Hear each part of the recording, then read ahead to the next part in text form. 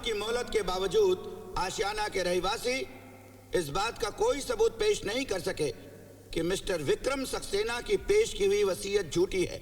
लिहाजा इसी वसीयत को सच मानते हुए अदालत आशियाना के तमाम लोगों की अपील खारिज करती है और उन्हें वहां से निकल जाने का हुक्म सुनाती है। साथ ही विक्रम सक्सेना को यह अधिकार देती है कि वो बैंक का कर्ज अदा करने के लिए जो चाहे कदम उठा सकते हैं। योर ऑनर, इस केस के हालात को नजर में रखते हुए मेरे क्लाइंट अदालत से एक ही दरख्वास्त करते हैं कि आश्रम तोड़ने की पूरी कार्यवाही पुलिस और जज साहब की निगरानी में हो। Permission granted.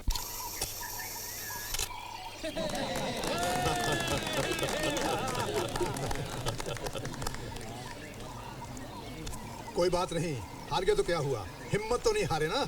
मैं कहती हूँ जो हुआ अच्छे के लिए ही हुआ।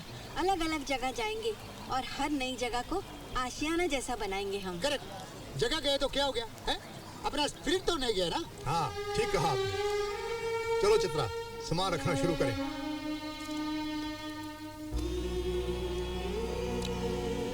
मौसम बदलते हैं, परिंदे उड़कर हजारों मील दूर चले जाते हैं।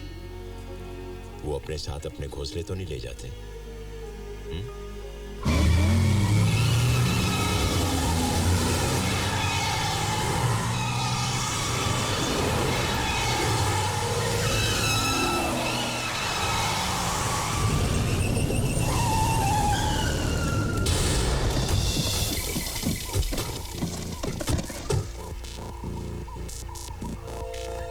आशियाने के रहने वालों की चेतावनी दी जाती है कि आधे घंटे के अंदर वो अपना सारा सामान लेकर बिल्डिंग से बाहर आ जाए।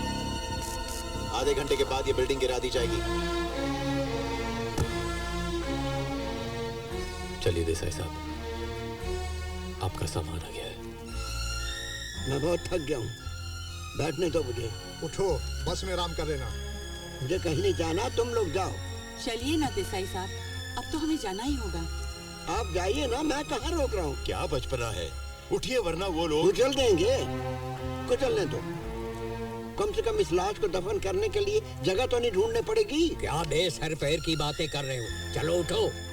मैंने एक बार कह दिया ना, मैं यहाँ से कहीं नहीं जाऊंगा, मतलब कहीं नहीं जाऊंगा। ये क्या नाटक हो रहा है? ये नाटक देखने के लिए आए हैं हम लोग यहाँ पर। अरे हमारे पास कोर्ट का ऑर्डर है, ये लोग सामान बाहर कब निकालेंगे? रिलैक्स। अरे सामान बाहर निकालो। Mister Bhosle sir, excuse me. इज्जत का कोई फायदा नहीं है। आप क्यों अपनी जान के दुश्मन बने हैं? मैं कहाँ जान का दुश्मन बना हूँ, ये जान ही मेरी दुश्मन बनी है। मुक्ति दिलाओ मुझे इस जिल्लत की जिंदगी से। देखिए, ऐसा करने से ये लोग अपने इरादे नहीं बदलेंगे। अरे भाई, मैं कहाँ रोक रहा हूँ किसी को। ले जाइए मेरे ऊपर से बुलडोजर। नई जगह जाकर मर जाने से तो यही मर जाना अच्छा है। बहुत हो गया, कभी इस घर से निकलो, कभी उस घर से निकलो। बार बार जगह बदलने की हिम्मत नहीं है मुझे। थक गया हूं मैं। अब मुझे यहाँ से कोई नहीं निकाल सकता।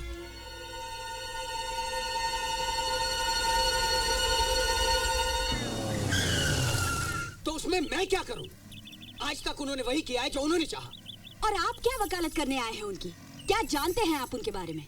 उनके लिए मैंने अपनी नौकरी तक छोड़ दी। और माफ कीजिए, हमने उन्हें घर से नहीं निकाला, वो खुद गए अपनी मर्जी से। जी हाँ, शी इज राइट। और आप लोगों के लिए सब कुछ बहुत आसान हो गया। क्या कह रहे हैं आप? देखिए सुनिए, मेरे पिता हैं वो, उनके स्वभाव को अच्छी तरह जानता हूं मैं। आप मुझे लेक्चर मत दीजिए प्लीज। ठीक है, हाँ, उन्होंने मुझे जन्म दिया, पैदा किया, पाला पोसा, बड़ा किया। सब माँ बाप करते हैं, उन्होंने कुछ खास तो नहीं किया ना। लेकिन इसका मतलब ये तो नहीं भाई साहब कि मैं जिंदगी भर उनकी गुलामी करूं। अरे उन्हें भी कुछ सोचना चाहिए। इतने बड़े हो गए हैं वो, औलाद का फर्ज मुझे भी मालूम है और मैं खूब उसे निभा चुका हूँ, खूब निभाया मैंने। लेकिन उन्हें भी कुछ समझना चाहिए। अब उनकी उम्र हो गई है। अरे रिलैक्स करें, रिटायर हो गए, बच्चों के साथ खेलें, योगा करें, मॉर्निंग वॉक पे जाए। लेकिन नहीं, उन्हें हर चीज में इंटरफियर करना है। ये ऐसा क्यों है, वो ऐसा क्यों है, किसी के सामने कुछ भी कह देते। It's so embarrassing. शर्मिंदगी तो हमें झेलनी पड़ती ना भाई साहब। वो तो अपने कह के निकल ली। अपनी मर्जी की जिंदगी जीना मुश्किल हो गया है। हमें बस थोड़ी सी आजादी चाहिए। और हम कुछ नहीं मांग रहे उनसे, हमें थोड़ी सी आजादी दे दे बस, और कुछ नहीं चाहिए। इसीलिए आपने उन्हें मार डाला। हर रिश्ते, हर अधिकार से अलग करके उन्हें आश्रम भेज दिया। ये मौत नहीं तो और क्या है? क्या कसूर था उनका कि वो नहीं समझ सके कि बुजुर्ग को चुपचाप घर में पड़े रहना चाहिए, कि बहू के आने के बाद बेटा बढ़ जाता है? मत भूलिए कि आपकी जिंदगी भर भी उनका हक है। आज उनकी बुराई करते वक्त आपकी जुबान थकती नहीं है, लेकिन वो अच्छाइयां कैसे भूल गए आप, जो एक मामूली बाप ने अपने बेटे की बेहतर जिंदगी के लिए की थी? कैसे भूल गए अपनी बीमारी में उस आदमी का रात रात भर जागना, आपके स्कूल और कॉलेज की फीस भरने के लिए ओवर टाइम करके थकान से चूर होकर घर लौटना? कैसे भूल गए वो दिवाली जो उस आदमी ने पुराने कपड़े में बिताई थी क्योंकि इस बेटे को नए कपड़े की जिद थी? अरे 30 साल की जिंदगी में 30 लाख एहसान किए होंगे आपके ऊपर, और आज जब आपकी बारी आई है, आपने उन्हें सिर्फ घर से ही नहीं अपनी जिंदगी से निकाल दिया उन्हें। लेकिन मिस्टर देसाई, सिर्फ एक कोशिश कीजिएगा कि आपका बेटा आपके एहसानों को कभी भुला ना पाए, कभी नहीं।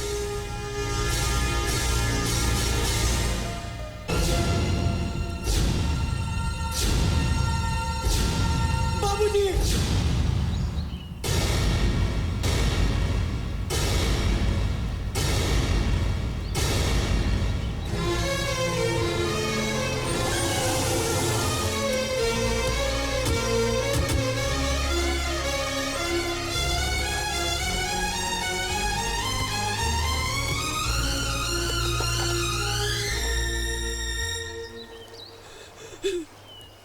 बाबा, मुझे माफ कर दीजिए बाबा। जल्दी आ गया बेटा, मैं अभी मरा नहीं। बाबा, भगवान के लिए ऐसी बातें मत कीजिए। मैं बातें भी ना करूं और तुम लोग जो जी में आए वो करो। बाबा, मैं अपनी हर गलती की माफी मांगने आया हूँ बाबा। ये पछतावा सिर्फ 4 दिन का है, उसके बाद शायद फिर वही। जाओ, तुम दोनों अपने घर लौट जाओ। नहीं बाबा, नहीं बाबा, मैं आपकी नाराजगी लेकर जी नहीं सकता बाबा। मैं तुमसे कभी नाराज नहीं रहा, हमेशा दुआएं ही दी हैं, यही प्रार्थना की है कि भगवान तुम्हें कभी मुझ जैसे दिन न दिखाए, क्योंकि तुम्हारे पीछे भी एक बेटा है। जाओ।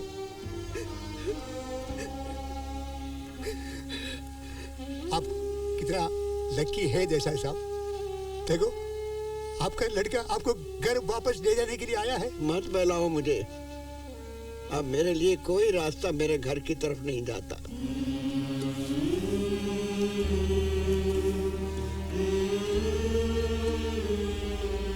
कई साल पहले की बात है। एक दिन गांधी जी को कोढ़ियों के लिए बनाए गए आश्रम के उद्घाटन का आमंत्रण आया था। उन्होंने उसका जवाब सिर्फ एक लाइन में लिखा कि मैं उद्घाटन के लिए नहीं, लेकिन जिस दिन यह आश्रम बंद होगा उस दिन खुशियां मनाने के लिए जरूर आऊंगा, क्योंकि ऐसी जगहों का क्या मतलब जो इंसान को अपने घर और रिश्तों से अलग कर दे। आज आपको मौका मिला है इस आश्रम को बंद करने का। आज इस सपने की शुरुआत हुई है। मायूसी के अंधेरे में उम्मीद की किरण जगमगाई है। इस शुरुआत को नाकाम मत कीजिए, इस दरवाजे को बंद मत कीजिए।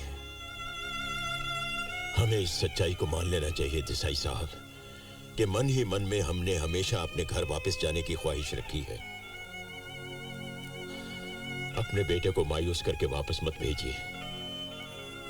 आपने आज तक उसे कई बार मुआफ किया होगा, लेकिन आज आप उसे हमारी खातिर माफ कर दीजिए, क्योंकि जब आप चले जाएंगे तो हम इस बात को याद करेंगे कि एक बेटा अपने बाप को वापस ले जाने के लिए आया, और जिएंगे इस उम्मीद पर कि एक दिन हमारे बच्चे भी आएंगे हमें घर वापस ले जाने के लिए। चाहिए देसाई साहब, चाहिए, हमें इस उम्मीद का सहारा देकर चाहिए।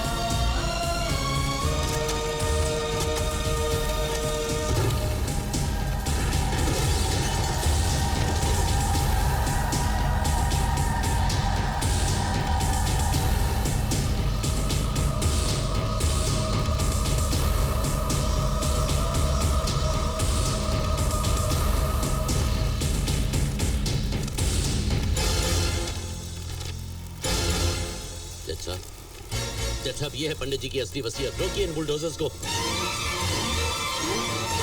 अरे ये असली विल कहाँ से हो सकती है? असली विल तो मैंने पंडित साहब की तस्वीर के पीछे छुपा के रखी थी। क्या? हाँ, अरे हाँ?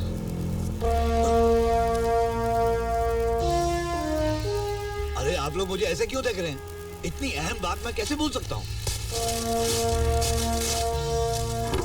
जज साहब, ये लीजिए। देखिए क्या है ये? यही है वो विल, छुपा के रखी थी मैंने।